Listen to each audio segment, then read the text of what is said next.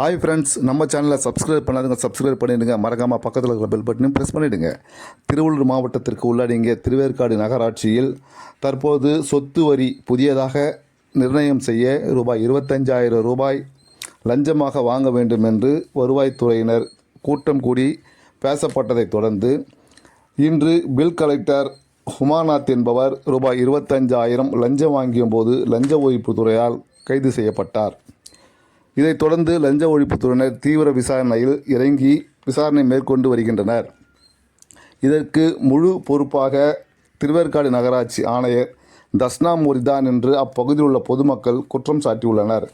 இந்த 25,000 15,000 ஆணையர் தட்சிணாமூர்த்திக்கும் வருவாய்த்துறை அதிகாரிக்கு 10,000 நிர்ணயம் செய்துள்ளதாக தகவல்கள் வெளியாகியுள்ளது.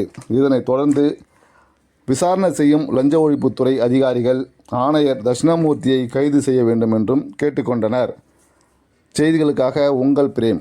நன்றி.